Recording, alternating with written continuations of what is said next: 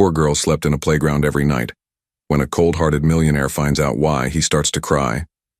Just before we start, drop a flag emoji that represents your country. The marble floors of the Whitaker mansion echoed with emptiness, as James Whitaker's Italian leather shoes clicked down the hallway. At 42, he commanded the real estate market of the city with an iron fist, but the vastness of his home only emphasized what he lacked. "Cancel the charity dinner," James barked into his phone, pausing by the floor-to-ceiling windows that showcased the glittering cityscape below. "Tell them I'll double my donation instead." The assistant on the other end stuttered an acknowledgement, used to these last-minute changes. James ended the call without saying goodbye, sliding the phone into his tailored suit pocket. His reflection stared back at him from the window glass, distinguished silver streaks at his temples, a sharp jawline, and eyes that had forgotten how to smile. Duke, his German shepherd, padded up beside him, the only living being that James allowed close. The dog's warm presence was the single touch of companionship in his life. "Just you and me tonight, boy," James murmured, his voice softening only for his faithful companion. He reached down to scratch behind Duke's ears, a rare gesture of affection that no human had witnessed in years. The mansion sprawled around them, 12,000 square feet of premium real estate filled with expensive furniture, rare art, and absolutely no warmth. No family photos lined the walls. No children's laughter had ever filled these rooms. The housekeeper maintained everything in perfect order, but nothing about the space suggested that anyone truly lived here. In the kitchen, Mrs. Alvarez, his housekeeper of 15 years, was gathering her belongings to leave for the day. "Mr. Whitaker, I've prepared your dinner in the refrigerator. Just heat it up when you're ready." Her voice was professional, hiding the pity she felt for her employer. James nodded dismissively, but something on the counter caught his eye. A small framed photograph Mrs. Alvarez had accidentally left out of her purse. In it, she stood surrounded by children and grandchildren, her face transformed by joy. "Is this your family?" The question slipped out before he could stop himself. Mrs. Alvarez brightened. "Yes, from my grandson's birthday last weekend. 5 grandchildren now," she said proudly. Something shifted in James's expression, a flicker of emotion so brief that Mrs. Alvarez almost missed it.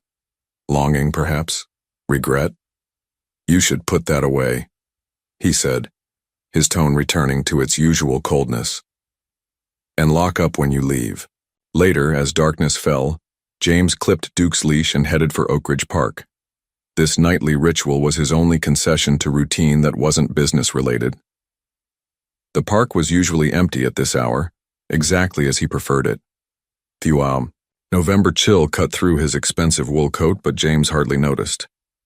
His mind was already drifting to tomorrow's business acquisitions, calculating profits, planning his next corporate takeover. People feared him in boardrooms. His competitors dreaded his name.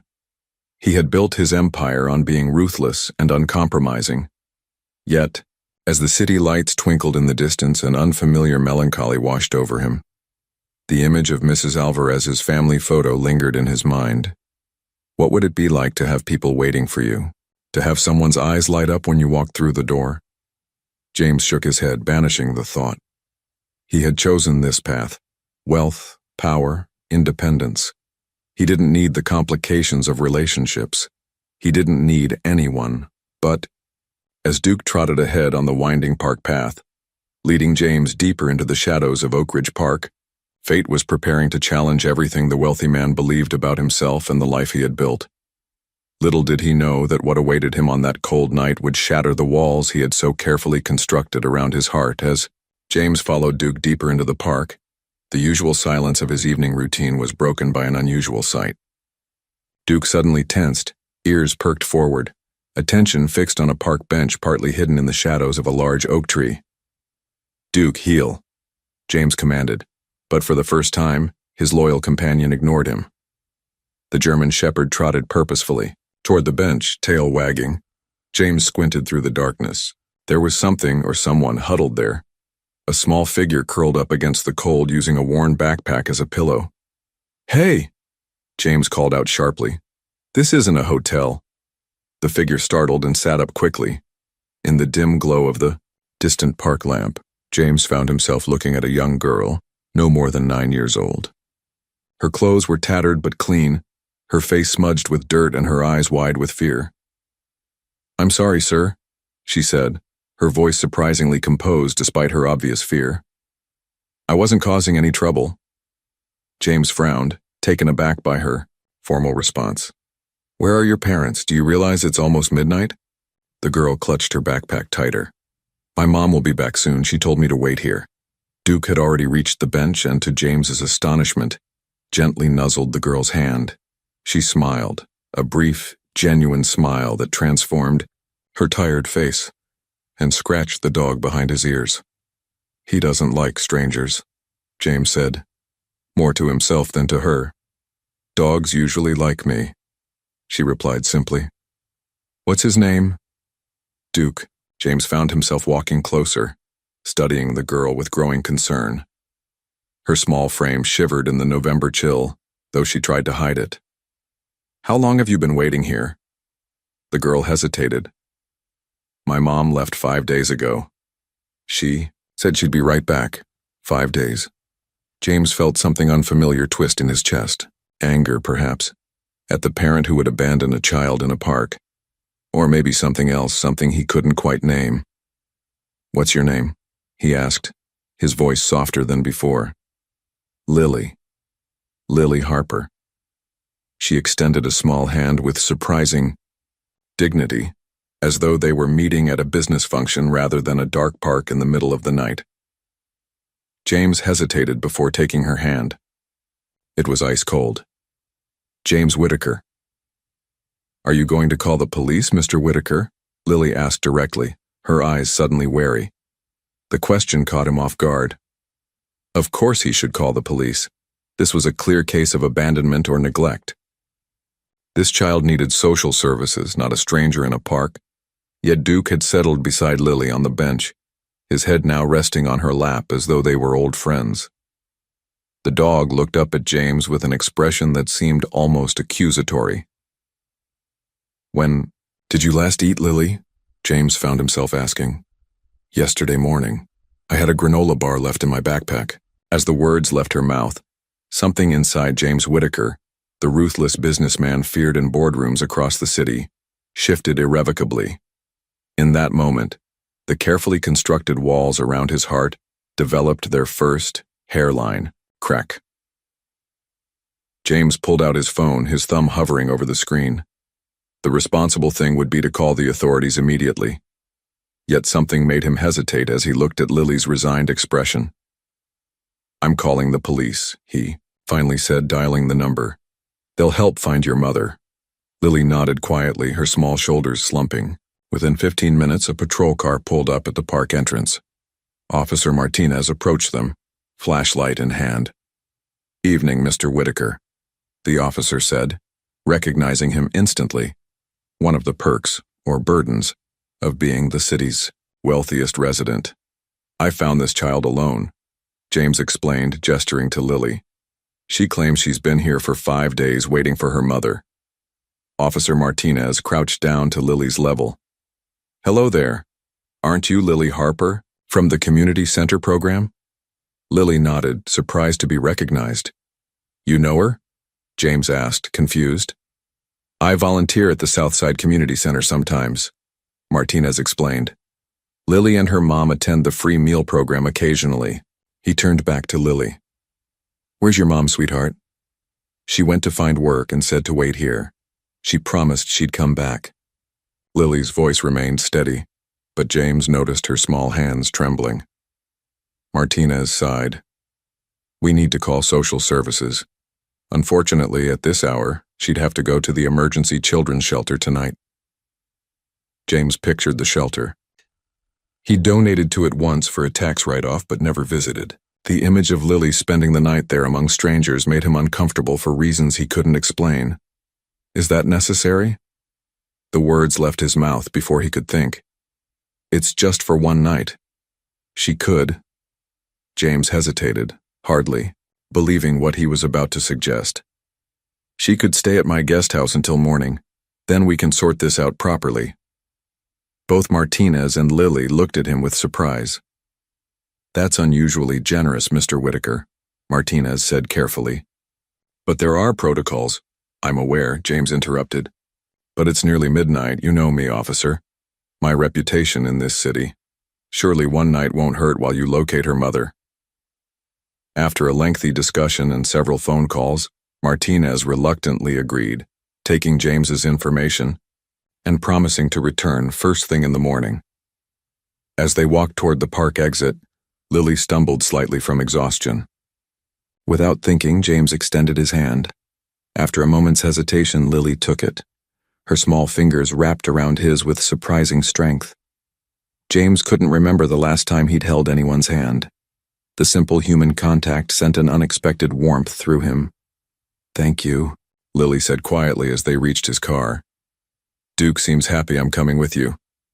Indeed, the German Shepherd was prancing around them with uncharacteristic enthusiasm, as if he'd won some private victory. "It's just for tonight," James clarified, as much to himself as to her. "Until they find your mother." Lily nodded solemnly. "I understand."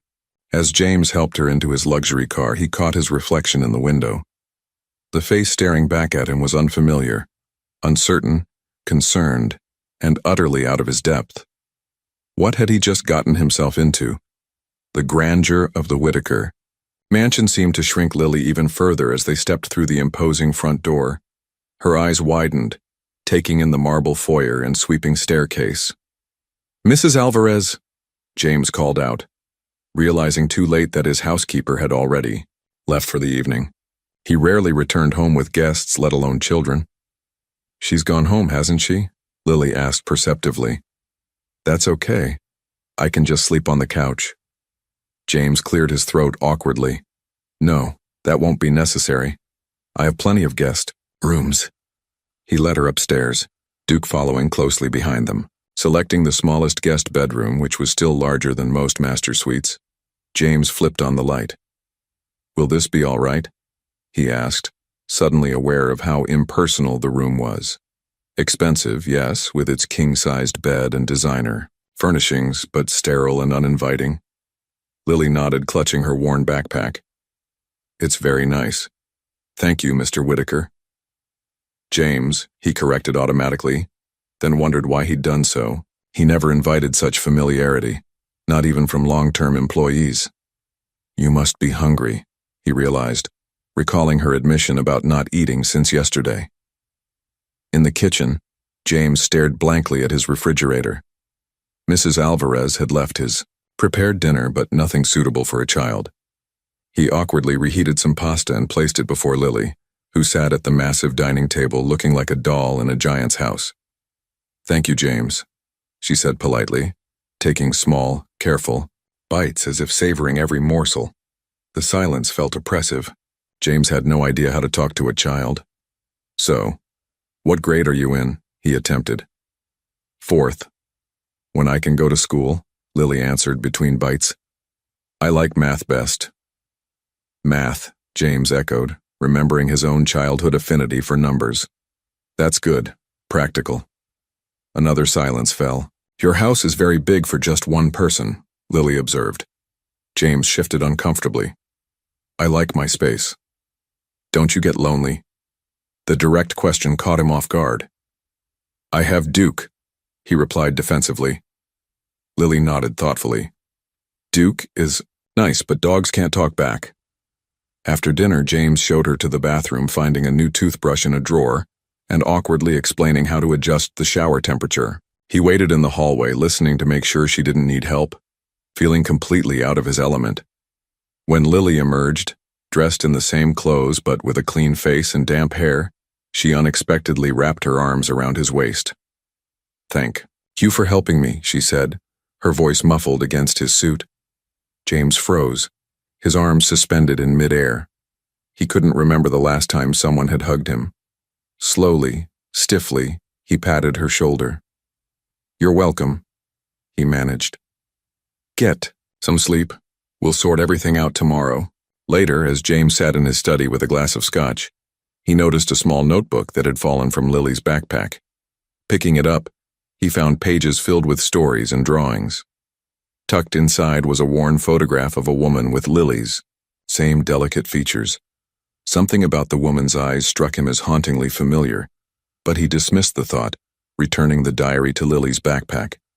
As he passed her room on the way to his own bedroom, he heard muffled crying. James paused, his hand raised to knock, then lowered it, paralyzed by his own emotional inadequacy. Instead, he slid down against the wall outside her door, sitting on the floor in his expensive suit, listening helplessly as the little girl cried herself to sleep. Morning light streamed through the windows of the Whitaker mansion, finding James sitting at his kitchen island, phone in hand, hair uncombed, a state in which his business associates would never have recognized him. He had barely slept, his mind churning with thoughts of the small girl sleeping upstairs and the haunting familiarity of the woman in the photograph. "Mr. Whitaker?" Mrs. Alvarez stopped short as she entered, staring at him in surprise. "You're up early." "Mrs. Alvarez," James responded, straightening.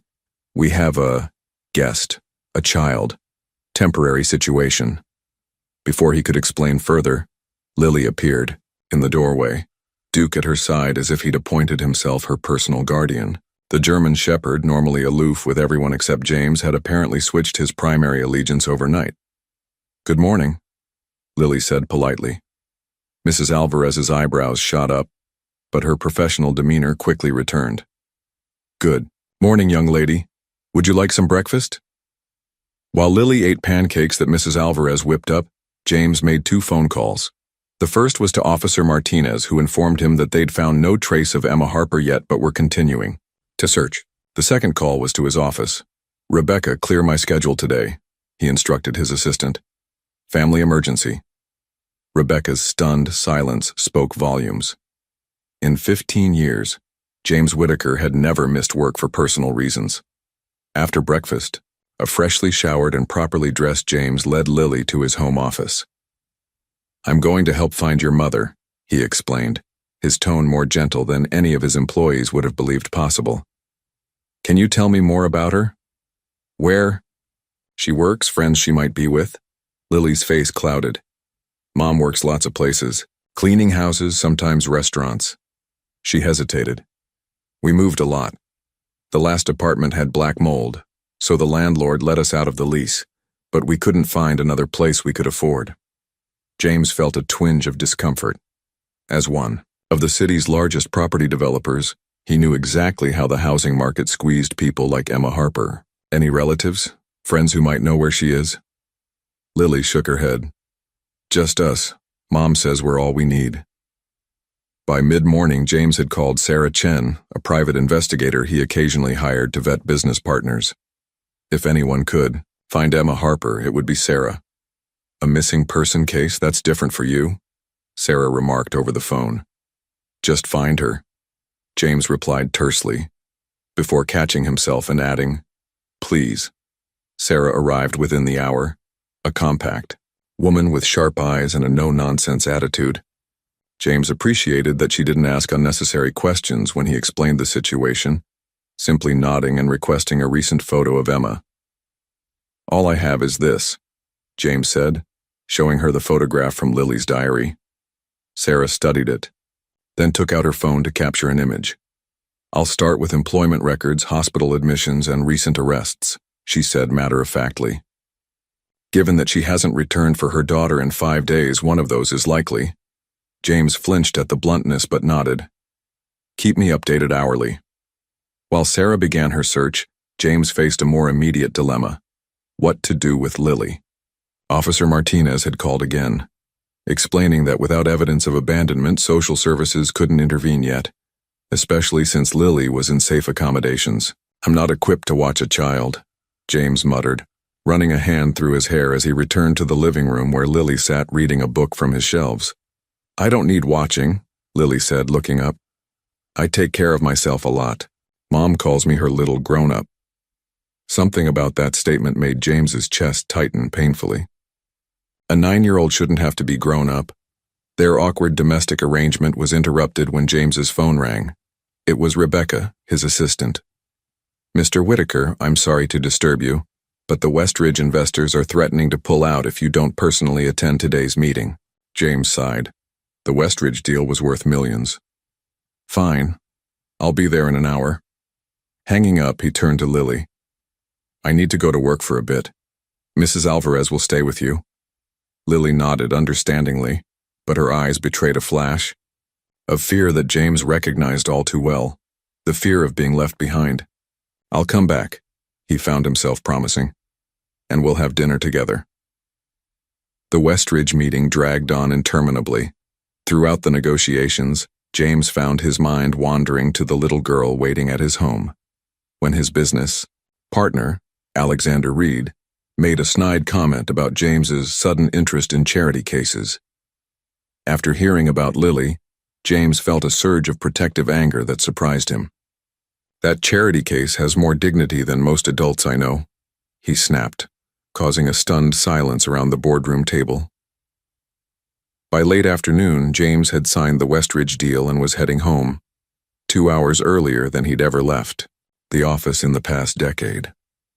On the way, he impulsively stopped at a department store, emerging with bags of children's clothing and a stuffed elephant that the saleswoman had assured him was what girls her age love. When he arrived home, he found Lily at the kitchen table surrounded by papers. "What's all this?" he asked, setting down the shopping bags. "Homework," Lily explained. "Mrs. Alvarez called my school and they sent over what I've missed." James felt a rush of gratitude toward his housekeeper, who stood at the counter preparing dinner, a knowing smile on her face. That night, as they ate dinner together, Lily's nightmare shattered the tentative peace they'd established. Her terrified scream brought James running to her room, where he found her tangled in the sheets, eyes wide with fear. "She's not coming back," Lily sobbed as James awkwardly sat on the edge of her bed. "Something bad happened to her, I know it." Without thinking, James reached out and smoothed her hair. "We're going to find her," he promised. "I have the best person in the city looking for her right now." As Lily's tears subsided, she leaned against his shoulder, the simple gesture of trust undoing him completely. James Whitaker, who had built his reputation on being heartless, found himself holding a trembling child until she fell asleep, wondering how his carefully structured life had changed so dramatically in just 24 hours. James's cell phone vibrated just as he was pouring his morning coffee. Sarah Chen's name flashed on the screen. "I found her," Sarah said without preamble. "Where?" James asked, stepping away from the kitchen where Lily was eating breakfast with Mrs. Alvarez. "That's where it gets complicated," Sarah replied, her normally confident voice hesitant. "I need to see you in person, alone." An hour later, James sat across from Sarah in his downtown office, staring at the file she'd placed before him. "Emma Harper is actually Emily Hartman," Sarah explained, tapping the document. "She changed her name about 9 years ago." James froze, the name hitting him like a physical blow. "Emily Hartman? You know her," Sarah observed, studying his reaction. "We dated in college," James said quietly, memories flooding back unbidden. Emily's laugh, the way she'd drag him away from his textbooks to watch the sunset, their plans to travel after graduation. "It was 20 years ago," Sarah nodded. "That explains a few things. Look at the timeline." James flipped through the pages, his heart pounding as the facts aligned with devastating clarity. The birth certificate, listing Lily's age as 9 years. Emily's name changed shortly after Lily was born. The timing of their breakup 20 years ago, when James had chosen his career ambitions over their relationship. "Are you saying—" James couldn't finish the sentence. "DNA would confirm it," Sarah said gently, "but the timing certainly suggests Lily could be your daughter." James stood abruptly, turning to face the window. The city skyline, his empire, stretched before him, suddenly meaningless. "Where is she now?" he asked, his voice barely audible. "County General Hospital," Sarah replied. "She was brought in unconscious 5 days ago after an accident at a construction site. No ID was found, so she was admitted as a Jane Doe. She was working under the table for Meridian Construction. Meridian is one of my subsidiaries, James said hollowly. Yes, Sarah confirmed. According to witnesses, she was cleaning the site office when a shelf collapsed. Head trauma, internal injuries, she's been unconscious since admission. James gripped the edge of his desk. The timing matched exactly when Lily said her mother had left. Emily, hadn't abandoned her daughter. She'd been lying in a hospital bed, unidentified, while Lily waited faithfully on that park bench. And the construction site belonged to him. Does Lily know? He asked. No. I came straight to you. James nodded mechanically, his mind racing. I need to see Emily. Alone first. At County General, James followed a nurse down a sterile hallway to a room at the end. Inside, lying motionless on the bed, was a woman he hadn't seen in 20 years, yet recognized instantly. Emily's face was thinner, lined with years of struggle, but unmistakably the same woman he'd once loved. Her dark hair, now streaked with premature gray, fanned across the pillow. Various machines monitored her condition, their soft beeping the only sound in the room. She keeps saying Lily and playground when she stirs, the nurse explained, but she hasn't regained full consciousness. James approached the bed slowly, overwhelmed by colliding emotions, shock, guilt, regret, and something deeper he couldn't name. Emily, he whispered, taking her limp hand. It's James. No response. I found Lily, he continued, his voice breaking. She's safe. She's been waiting for you. Still nothing.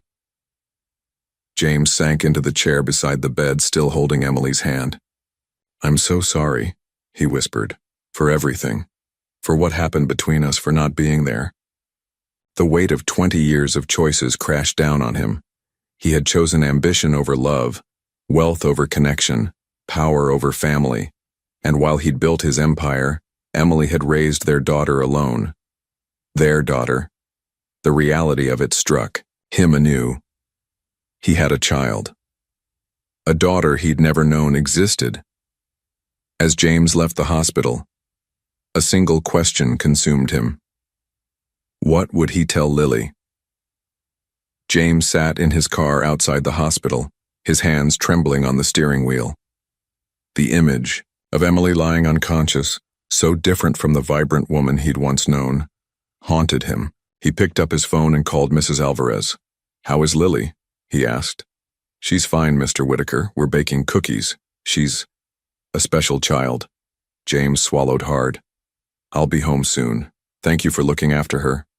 Before driving home, James made another stop at Meridian Construction's main office. He stormed past the receptionist, ignoring her protests, and burst into the site manager's office. Mr. Whitaker, we weren't expecting. The manager, Peterson, jumped to his feet. A woman was injured at your East Side project 5 days ago. James interrupted, his voice dangerously calm. Emma Harper. Peterson paled. Sir, accidents happen in construction.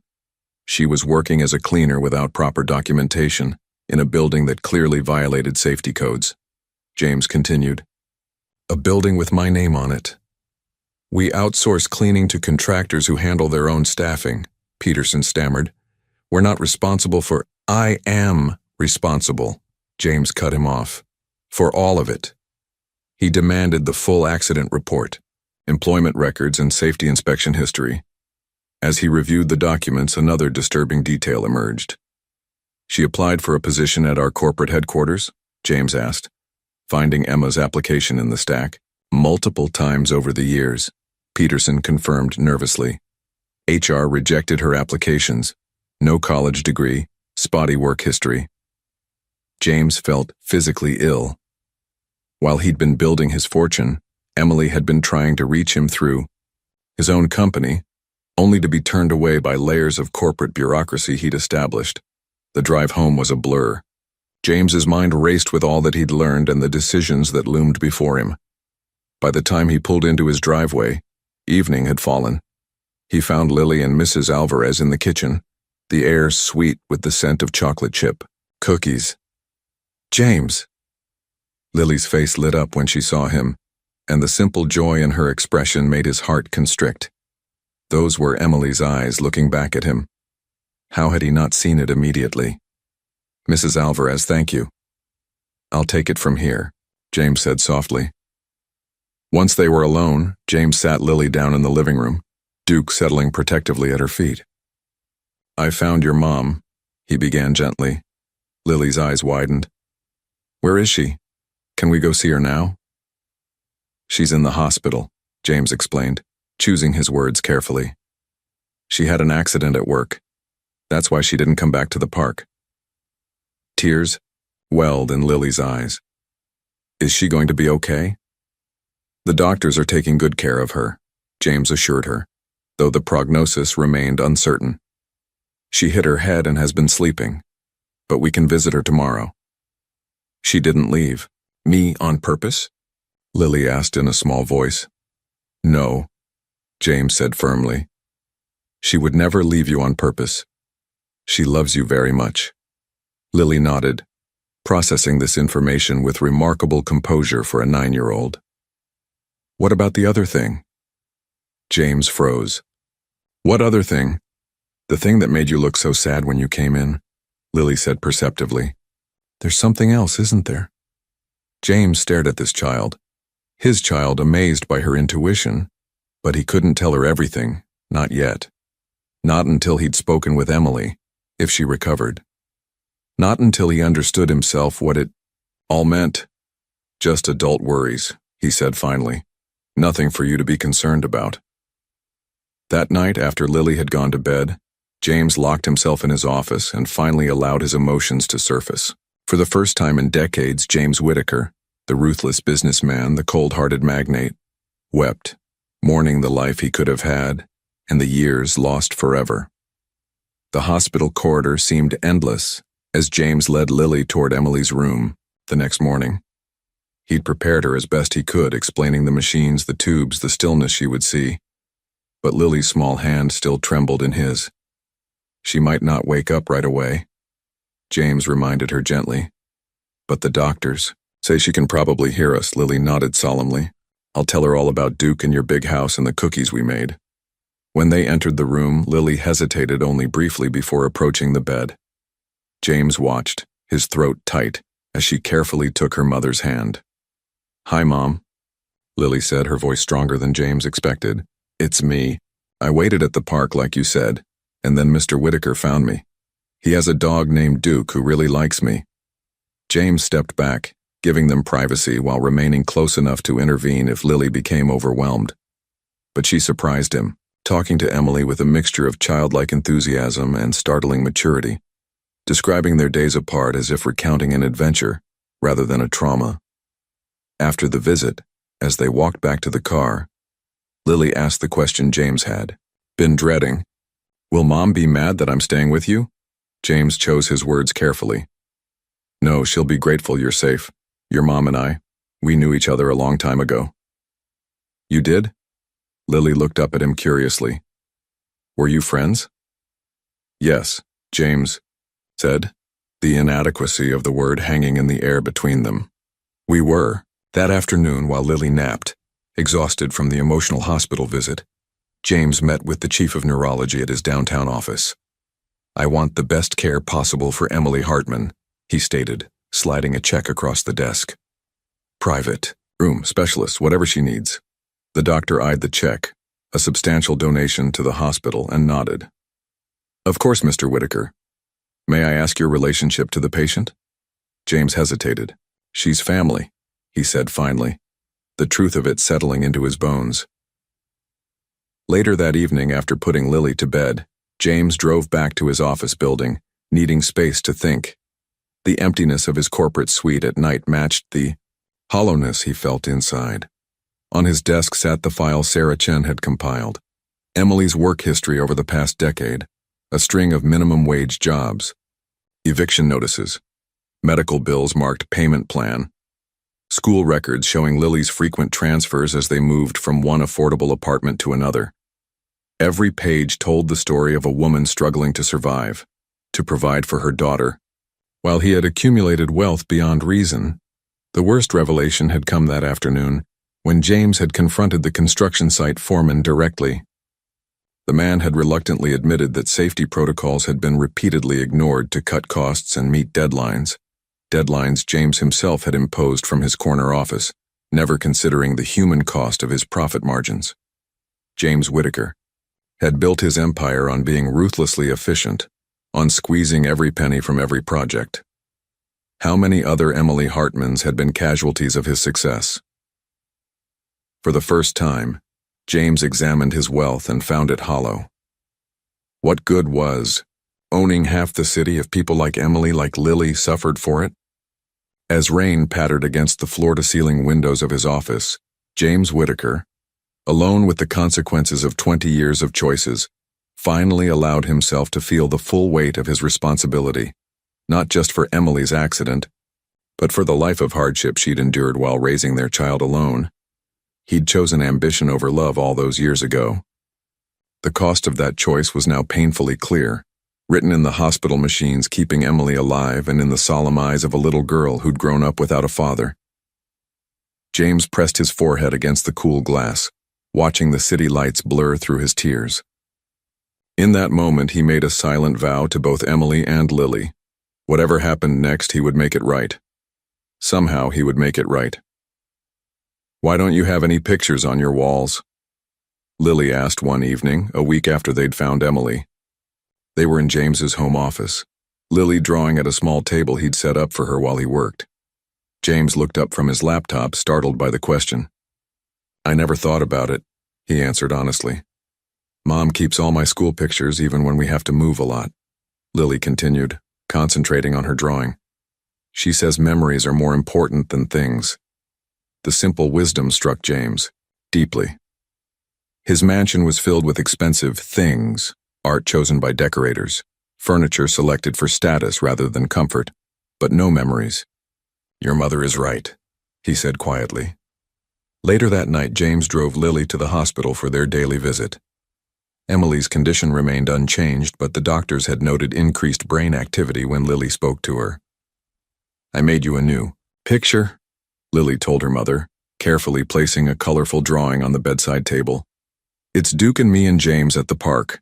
When you wake up, you can come live with us. James's house is really big, and he said you can have your own room." James, who had said no such thing, found he didn't mind the presumption. The thought of Emily and Lily leaving once Emily recovered had begun to fill him with quiet dread. As they left the hospital, Lily's small hand slipped naturally into his, a gesture that had become familiar over the past week. In just days, they had developed routines and rituals. Breakfast together before James went to work, now for shortened days, afternoon homework sessions, evening visits to the hospital. "James?" Lily asked as they walked through the parking garage. "Did you ever love someone?" The question caught him off guard. "Why do you ask?" Lily shrugged. "You live all alone in that big house. Don't you get lonely?" James helped her into the car, using the moment to gather his thoughts. "I was focused on building my business," he said finally, settling into the driver's seat. "I didn't make time for that sort of thing." "Mom says everybody needs somebody," Lily stated matter-of-factly. "Even if it's just one person who really sees you." Out of the mouths of babes, James thought, struck once again by Lily's perception. That night, after Lily had gone to bed, James found himself drawn to her backpack, which sat on a chair in the kitchen. The diary he'd glimpsed earlier protruded slightly. He hesitated, knowing he shouldn't invade her privacy, but something compelled him to look. Inside, he found not only Lily's childish stories and drawings, but also several pages in an adult hand. Emily's journal entries interspersed with her daughter's. His eyes caught his own name and he froze. Saw James Whitaker on the business page today. His company just acquired another downtown building. I wonder if he ever thinks about what might have been. If he knew about Lily, would it matter to him now? Sometimes I see him in her, the determined, set of her jaw, the way her mind works with numbers. I never told her about him. What would be the point? He made his choice long ago. James closed the diary, his hands trembling. Emily had recognized their daughter's resemblance to him, had seen him in Lily's mannerisms and talents. Yet she'd never reached out, never told him he had a child. He should feel angry at being denied knowledge of his daughter for 9 years. Instead, he felt only profound sadness and understanding. The James Whitaker that Emily had known, that he himself had been until recently, would not have welcomed a child disrupting his ambitions. Would he have even believed her? Or would he have accused her of trying to extract money from him, hired lawyers to keep her at bay? The realization was painful but honest. Emily had made the best choice she could with the man he had been. The question now was, what kind of man would he choose to be going forward? 2 weeks had passed since James found Lily in the park. 2 weeks that had transformed his carefully ordered life into something unrecognizable and unexpectedly meaningful. Each morning now began with Lily's chatter over breakfast. Each evening ended with their hospital visits, where they would talk to the still unconscious Emily about their day. James had rearranged his entire schedule, delegating responsibilities. He'd never trusted to anyone before, leaving the office by 4 o'clock to pick Lily up from the private tutor he'd arranged. The corporate titan who once regularly worked 16-hour days now spent his evenings helping a 9-year-old with fractions and reading her bedtime stories. Mr. Whitaker? Dr. Patel, Emily's neurologist, approached as James sat in the hospital corridor while Lily had her private time with her mother. May I speak with you? James stood, instantly alert. Has something changed? We're seeing encouraging signs, Dr. Patel explained. Increased responsiveness, especially during your visits. Ms. Hartman seems particularly reactive to the child's voice. That's good news, James said cautiously. It is, but I'm concerned about the duration of her unconscious state. I'd like to bring in a specialist from Boston, Dr. Eleanor Chen. She's pioneering some innovative approaches to traumatic brain injuries. Do it, James said without hesitation. Whatever it costs. Dr. Patel nodded. There's something else. We've been monitoring brain activity during visits. There was a notable spike yesterday when you were reading to Ms. Hartman. James had taken to reading aloud during their visits, remembering how Emily had loved poetry in college. Yesterday, he'd read from Elizabeth Barrett Browning, one of her favorites. What does that mean? He asked. It suggests she's processing your voice, perhaps even the content. It might help to continue that, speaking about meaningful shared memories. When Lily emerged from the room, James sent her to the cafeteria with Mrs. Alvarez, who now accompanied them on hospital visits. Alone with Emily, he pulled his chair close to her bed. The doctors think you can hear me, he said softly, taking her hand. I hope that's true because there's so much I need to say to you. He paused, struggling to organize his thoughts. I know about Lily, that I'm her father. His voice broke slightly. She's extraordinary, Emily. You've done an amazing job raising her despite everything, despite me. James found himself telling Emily everything. His regrets about their past, his shame at what his company had become, his growing love for their daughter. Words flowed from him, unfiltered and raw in a way he'd never allowed himself to be. Don't expect forgiveness, he concluded, but I want you to know that I'm going to take care of both of you now, if you'll let me. As he stood to leave, he felt the slightest pressure against his fingers. Looking down, he saw Emily's hand twitching in his. Emily, he whispered. Her eyelids fluttered but didn't open. James pressed the call button frantically. Within moments, Dr. Patel and a team of nurses rushed in. For the next 3 days, James barely left the hospital as Emily showed increasing signs of consciousness. Dr. Chen arrived from Boston and implemented a new treatment protocol. Lily, sensing the change, became both excited and anxious, asking endless questions that James did his best to answer honestly. Will Mom remember me? She asked on the 3rd night, as James tucked her into bed in a hospital suite he'd arranged near Emily's room. Of course she will, James assured her, though the doctors had warned that memory issues were possible. You're unforgettable. Lily regarded him seriously. Will she be mad that I've been staying with you? James hesitated. He still hadn't told Lily about her parentage, feeling that Emily should be part of that conversation. Your mother wants what's best for you. She'll be happy you were safe. The breakthrough came on a quiet Tuesday morning. James had brought Lily's diary to the hospital and was reading Emily's entries aloud, hoping they might reach her in a way his words couldn't. Today, Lily lost her first tooth, he read. She was so proud, marching around showing everyone at the laundromat. We couldn't afford the tooth fairy, but I left a note saying her smile was so beautiful that the tooth fairy left it as a gift, for me instead. She believed it completely. James? The whispered word was so faint he almost missed it. James looked up from the diary to find Emily's eyes open, confused but unmistakably conscious. Emily, he breathed, hardly daring to believe it. You're awake. Her gaze darted around the room. Lily? She asked, her voice raspy from disuse.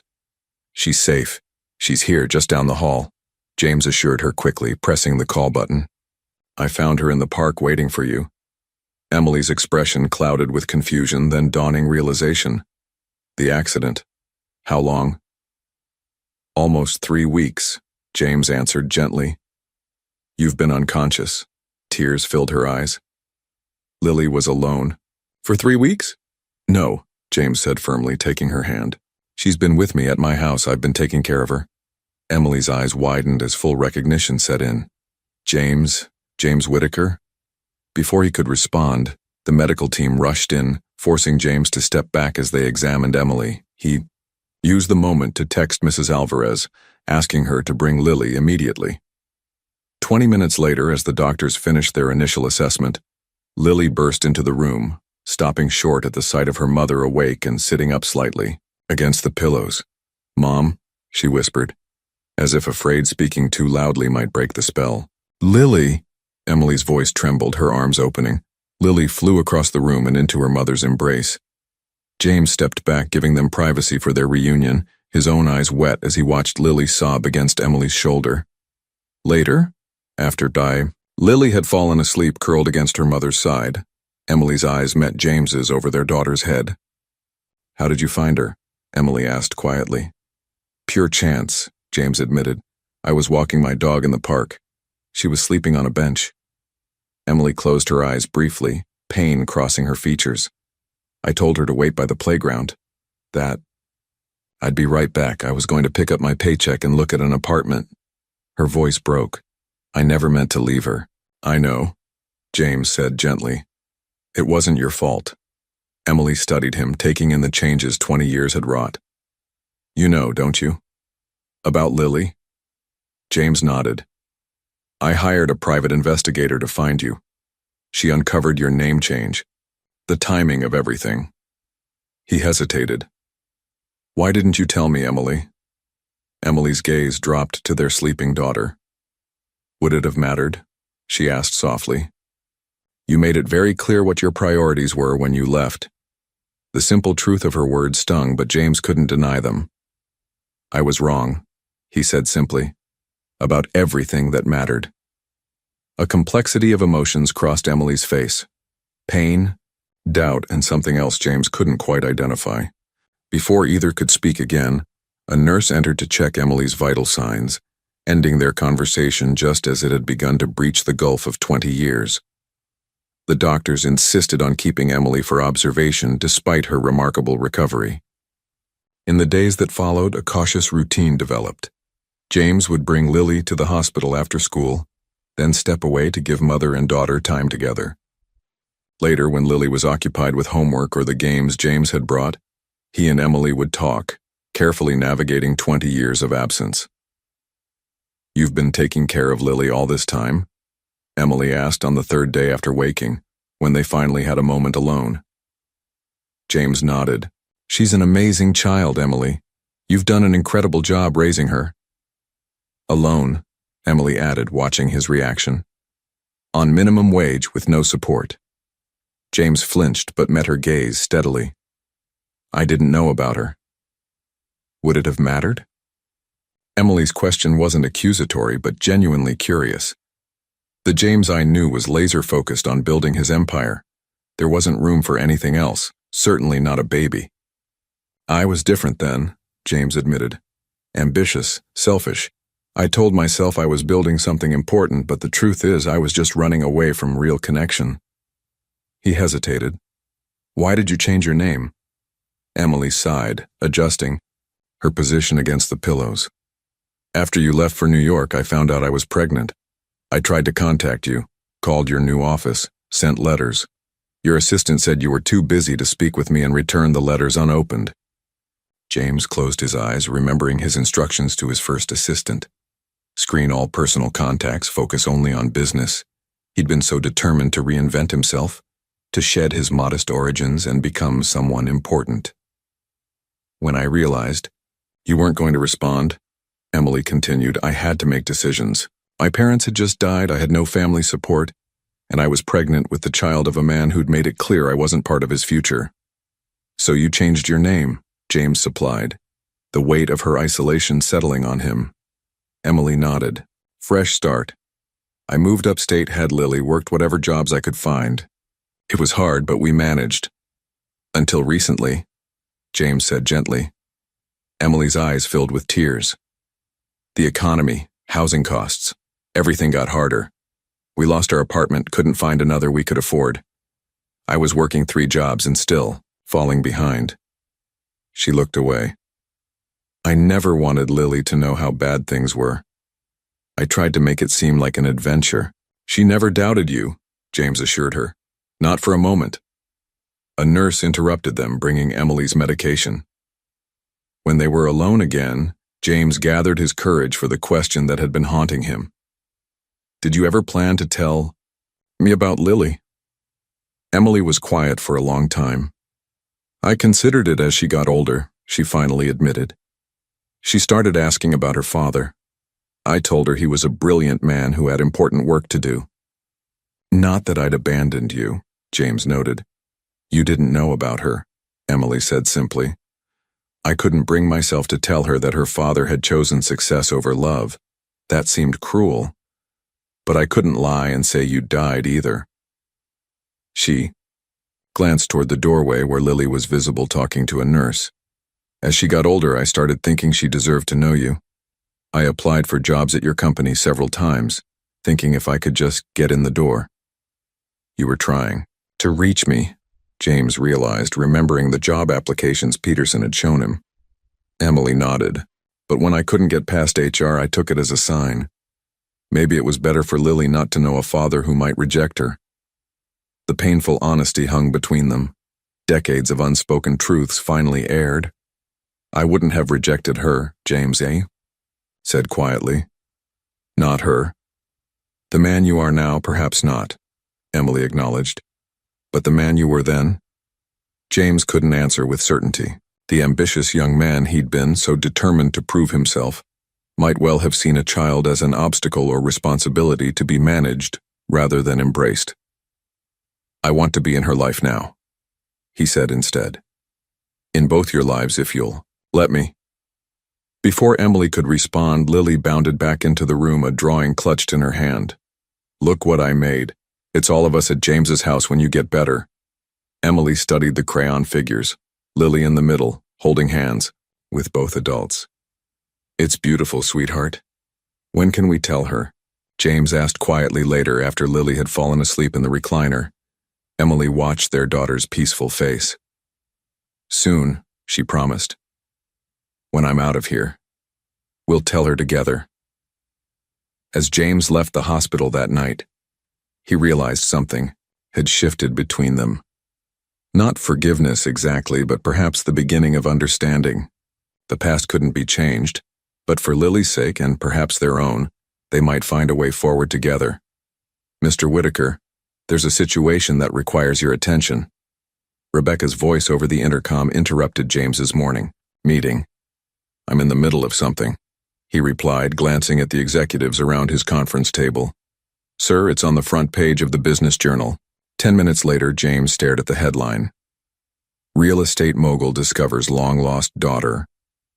Below was a photo of him and Lily leaving the hospital. How did they get this? James demanded. Rebecca shrugged helplessly. Someone at the hospital, maybe? It quotes sources close to the family, saying you've discovered you have a 9-year-old daughter with a former girlfriend who was recently injured at one of your construction sites. James grabbed his coat. Cancel everything. I need to get to the hospital before Emily sees this. He was too late. When he arrived, Emily was sitting up in bed, the newspaper in her lap, her expression unreadable. I was going to tell you, James began. I've been trying to keep the press away, but it's fine, Emily said quietly. I knew this would happen eventually. You're too high profile for it to stay secret. Where's Lily? James asked, glancing around. With the child life specialist. They're doing art therapy. Emily folded the newspaper. We need to tell her today, James, before she hears it from someone else. That afternoon, they sat together on Emily's hospital bed, Lily between them, puzzled by their serious expressions. Sweetheart, Emily began gently. Remember how you've asked about your father before? Lily nodded, her eyes darting between them. The truth is, Emily continued, choosing her words carefully, James and I knew each other a long time ago, before you were born. Lily's brow furrowed. You were friends like you said, right? More than friends, James explained softly. We cared about each other very much. Understanding dawned in Lily's eyes. Are you my dad? She asked directly, looking up at James. James nodded, emotion tightening his throat. Yes, Lily, I am. But you didn't know about me until now? Lily asked. That's right, Emily confirmed. It's complicated, sweetie. Sometimes grown-ups make mistakes and don't communicate well. Lily processed this, her expression thoughtful. That's why Duke liked me right away, she concluded with a child's logic. He knew we were family. James laughed softly, relieved by her response. Maybe he did. I knew there was something, Lily said, looking between them. You both get the same wrinkle right here when you're thinking. She touched the space between her own eyebrows. Emily reached over to squeeze James's hand, a silent acknowledgement of their daughter's perception. As the news broke publicly, James faced the media directly, issuing a statement confirming that he had recently discovered he had a daughter and requesting privacy as they navigated this new family dynamic.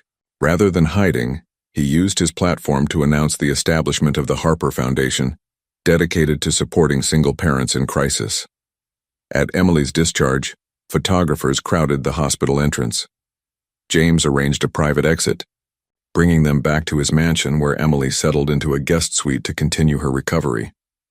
The first days were awkward, Emily uncomfortable with the luxury, James uncertain how to share his space, Lily bouncing between them, delighted to have both parents under one roof.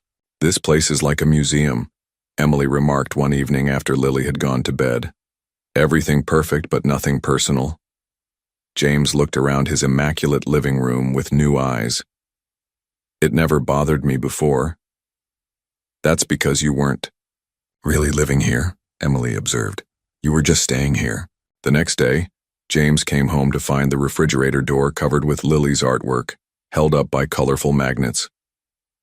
A family photo Emily had taken of the three of them at the hospital sat framed on the mantel. Small changes, but somehow they transformed the sterile mansion into something warmer, something that felt for the first time like a home. When James's mother arrived unannounced from Arizona, critical and suspicious of the new arrangement, James surprised himself by standing firm. This is my family, Mother, he said quietly but firmly. I've missed 9 years of Lily's life. I won't miss any more. I appreciate everything you've done, James, but we can't stay here forever. Emily stood in James's home office, her posture conveying a determination he remembered well from their college days. 6 weeks had passed since Emily's discharge from the hospital. Her physical recovery had progressed remarkably, though she still tired easily. During that time, the three of them had fallen into a tentative routine that felt increasingly natural. Breakfasts together before James left for work, dinners where Lily chattered about school, Weekend outings carefully planned to avoid the paparazzi who still occasionally lurked outside the gates. "Why not?" James asked, leaning back in his chair. "There's more than enough room." Emily sighed. "That's not the point. I need my independence back. I need to work, to support myself and Lily." "You don't have to work," James pointed out. "The trust fund I set up for Lily covers everything she needs, and I'm happy to—" "That's exactly what I'm talking about," Emily interrupted. "I've taken care of my daughter, our daughter, on my own for 9 years. I can't just hand over that responsibility and become—" "What? Your dependent?" James stood, frustration rising. "Is your pride really worth disrupting Lily's life again? She's settled here. She loves her new school. Duke would be heartbroken." Emily's eyes flashed. "Don't use our daughter as emotional leverage. This isn't about pride. It's about teaching Lily the values I believe in. Self-reliance. Working for what you have. And what about teaching her about family? About parents who make it work together?" James countered. "Make what work, exactly?" Emily asked quietly. "What exactly are we to each other, James?" The question hung between them unanswered. In the weeks of cohabitation, they had focused entirely on Lily, carefully avoiding any discussion of their own relationship. They were cordial, occasionally even warm, united in their love for their daughter, but separated by 20 years of different lives and lingering ghosts from their past. "I've found an apartment," Emily continued, when James didn't respond. "It's in Oak Ridge, close enough that Lily can stay in her school. 2 bedrooms, affordable." "Oak Ridge? That area is—" James began. "Not up to your standards?" Emily finished sharply. "I was going to say far from your doctor's," James replied evenly. Emily looked away, some of her defensiveness fading. "I need to stand on my own feet again, James. Surely you can understand that." Before James could respond, they heard the front door slam and Lily's voice calling out. Their argument would have to wait. That evening, while helping Lily with homework, James found himself distracted, turning over Emily's words in his mind. Had he been trying to control everything, just as he did in business? Was his insistence that they stay merely another expression of his need to manage every situation? "Dad?" Lily's voice pulled him back. "You're not listening." "I'm sorry, sweetheart." The term dad still gave him a warm jolt. Lily had adopted it naturally after learning the truth, as if making up for lost time. "Are you and Mom fighting?" Lily asked directly. James sighed. Lily missed nothing. "We're having a disagreement," he admitted. "Adults do that sometimes." "About us moving out," Lily stated, not asking. James nodded, surprised, but not shocked that she knew. "Your mom wants her own place. And you want us to stay," Lily concluded. "I heard you talking. The walls here are pretty thin, you know." "I thought the walls in this place were solid concrete," James said, attempting humor. "Not when you both get loud," Lily replied seriously. "Mom doesn't like feeling like she owes you. She's always been like that." James studied his daughter. "And what do you think?" Lily considered this. "I like it here. I like having both of you. But Mom's been sad lately, even though she tries to hide it." Later that night, after Lily had gone to bed, James found Emily on the terrace, wrapped in a blanket against the autumn chill. "Lily knows we're arguing," he said, sitting beside her. Emily nodded. "She would. She's always been attuned to emotional undercurrents. Comes from years of having to read how much money was left by my expression when I checked the bank account." The frank assessment hit James hard. "I've been thinking about what you said," he offered, "about needing your independence." "And," Emily prompted, "I understand. I don't like it, but I understand." He paused. "But I'd like to counter-propose. What about the guest house? It's separate, has its own entrance. You could have your space, but still be close, for Lily's sake." Emily considered this. "And what about us, James? We've been playing house for Lily's benefit, but we've barely talked about what happened between us all those years ago." "I thought we had," James said carefully. "I was ambitious and selfish. I chose career over everything else. That's what happened, Emily agreed. But we haven't talked about how it felt, how it still feels. She turned to face him fully. Do you know what it did to me when you left? When you cut off all contact? When I found out I was pregnant and couldn't reach you? The pain in her voice broke something open in James. Tell me, he said softly. I need to hear it. Their conversation lasted well into the night, painful truths emerging that had been buried for decades. Emily's sense of abandonment, James's fear of the vulnerability that love required, the defensive walls both had built in the aftermath of their breakup. When tears came, from both of them, they were cleansing rather than bitter. As dawn approached, they had reached no firm resolution about living arrangements, but something had shifted between them. A clearing of old debris, making space for something new to possibly grow. The decision was ultimately made for them the next day when Lily, having heard enough of their debate, took matters into her own hands. At dinner, she presented a carefully drawn family contract, stipulating that Emily and she would move into the guest house on a trial basis, with clearly defined spaces and roles for everyone. Looking at their daughter's earnest face, neither parent had the heart to refuse her compromise. She's going to be a formidable negotiator someday, James remarked later, as they reviewed Lily's surprisingly thorough document. Wonder where she gets that, Emily replied with the first genuine smile he'd seen from her in days. Snow dusted the city on the first day of December, transforming the stark urban landscape into something softer, more forgiving. James stood at his office window, watching the flakes drift past, his mind not on the quarterly reports awaiting his review, but on the evening ahead, Lily's holiday concert at her new school. His phone buzzed with a text from Emily. Lily forgot her costume. Could you pick it up from the house on your way to the school? James smiled at the domesticity of the request. In the 6 weeks since Emily and Lily had moved into the guest house, they'd settled into an unexpected rhythm. Separate living spaces but shared meals, independent days but evenings together helping Lily with homework or watching movies. The arrangement had eased the tensions between James and Emily, allowing them space to navigate their complex relationship at their own pace. Of course, he texted back. Anything else needed?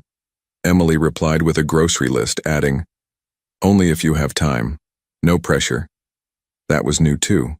Emily slowly growing comfortable asking for help, accepting that James wanted to be involved in the mundane aspects of family life, not just the grand gestures. James left the office early, something that no longer raised eyebrows among his staff. The transformation in their boss had been the subject of much speculation.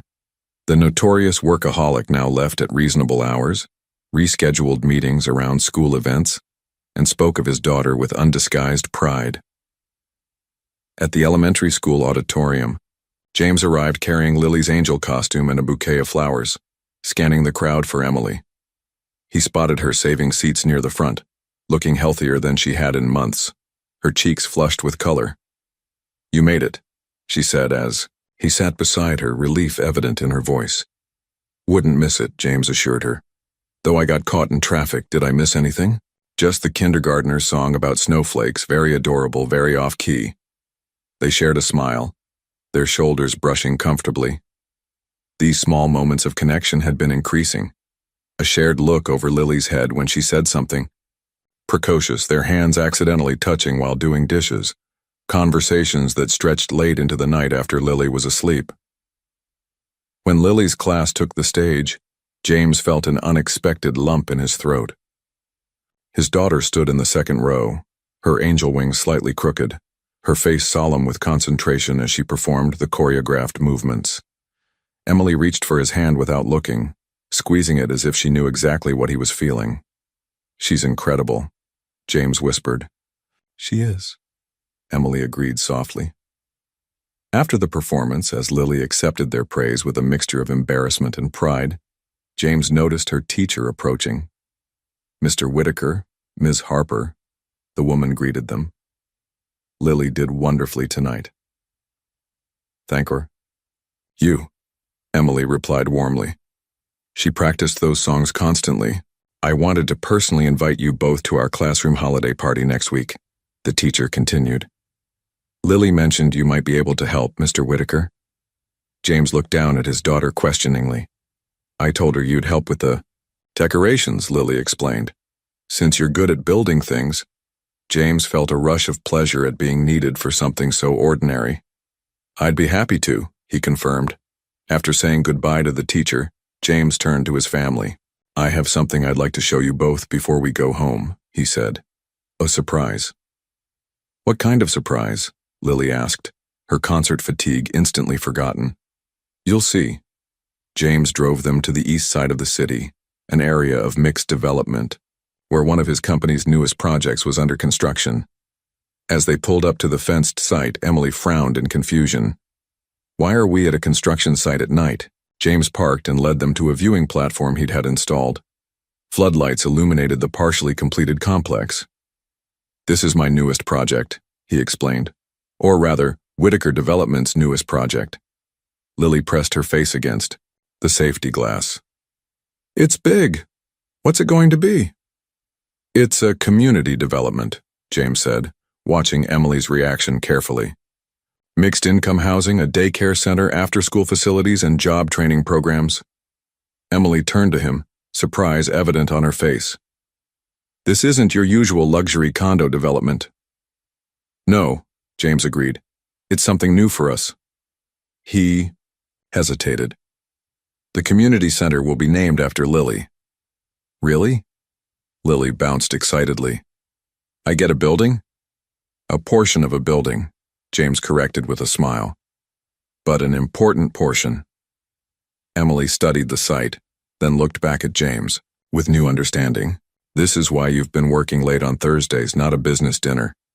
James nodded. I've been meeting with community organizations, getting their input on what's actually needed here. He took a deep breath. And I've set up scholarships for the children of all my employees, prioritizing maintenance and construction staff. The changes went beyond this one project. Since finding Lily and reconnecting with Emily, James had begun examining his business practices through a new lens. The ruthless efficiency that had built his fortune suddenly seemed hollow when he considered the human cost. He'd implemented living wages across all his properties, established safety protocols that exceeded industry standards, and begun investing in affordable housing initiatives. Why didn't you tell me about this? Emily asked softly. James shrugged, suddenly self-conscious. I wanted to show you rather than tell you. Actions matter more than words.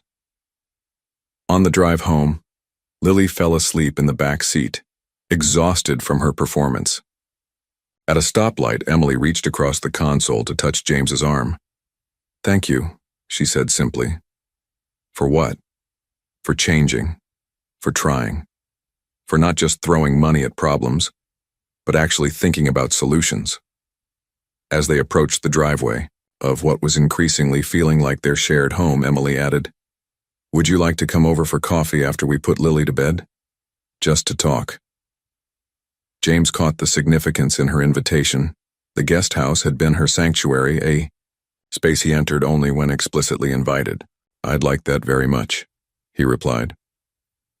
Later, sitting in the small but cozy living room of the guest house, cradling mugs of coffee as snow continued to fall outside, James and Emily found themselves discussing Christmas plans, their conversation filled with a tentative hope neither had allowed themselves to feel in decades. 1 year later, the bench where James had first found Lily sat empty in the snow-dusted park. The old wooden slats had been replaced with new ones, a small plaque affixed to the back. Where lost souls find their way home. James walked the familiar path with Duke, now slightly grayer but still dignified, while Lily ran ahead, her red winter coat bright against the white landscape. Emily walked beside him, her gloved hand comfortably entwined with his. Hard to believe it's been a year, Emily said, her breath clouding in the December air. James nodded, squeezing her hand. Sometimes it feels like just yesterday. Other times, like you've both always been part of my life. They reached the bench and sat down, watching Lily attempt to teach Duke to catch snowflakes. The past year had brought changes none of them could have imagined on that fateful night. The guest house arrangement had gradually evolved, with Emily and Lily spending more nights in the main house until the separation between their living spaces became a formality rather than a reality. James's company had transformed too. Whitaker Development was now known not just for luxury properties but for its community-focused initiatives and ethical business practices. The day James had fired Peterson and several other executives for continuing to cut corners on worker safety had made headlines, but the message was clear. The old way of doing business was over. Emily now ran the Harper Foundation, which provided emergency assistance to families in crisis. Her personal experience made her uniquely qualified to understand what families truly needed in their most vulnerable moments. "Do you ever wonder what would have happened if I hadn't been walking Duke that night?" James asked, watching their daughter's carefree play. Emily considered this. "I probably would have lost custody of Lily when they found me in the hospital. You might never have known about her." She turned to face him. "But I like to think we would have found our way to each other eventually." "How so?" "I believe some connections are meant to be, even if the path getting there isn't straight," Emily replied. "We needed to become different people before we could be right for each other again." James reached into his pocket, feeling the small, velvet box he'd been carrying for weeks, waiting for the perfect moment. This bench, where everything had begun, suddenly seemed exactly right. "Emily," he began, shifting to face her fully. "When I found Lily here, I thought I was rescuing a lost child. I didn't realize I was the one being saved." Emily's eyes widened as he withdrew the box and opened it, revealing a simple but elegant diamond ring. "I'm not asking because of Lily, or because it's the proper thing to do," James continued. "I'm asking because this year has shown me what I was missing all those years of pursuing wealth and power. Real connection, love, family." He took a deep breath. "Will you marry me? Not for convenience, not for appearance, but because I love you, both the girl I knew in college and the strong woman you've become." Emily's eyes filled with tears that caught the winter sunlight. "Are you sure? Your life was so orderly before we crashed into it." "Orderly and empty," James replied. "I don't want order if it means living without you both." "Yes," Emily whispered. "Yes, I'll marry you." As James slipped the ring onto her finger, Lily came running back, Duke bounding beside her. "Did you ask her?" she demanded, her cheeks flushed with cold and excitement. "Did she say yes?" James laughed. "You knew, Dad?" Lily rolled her eyes in exaggerated patience. "You asked me for permission last week, remember? Plus, you're not very sneaky about hiding jewelry boxes."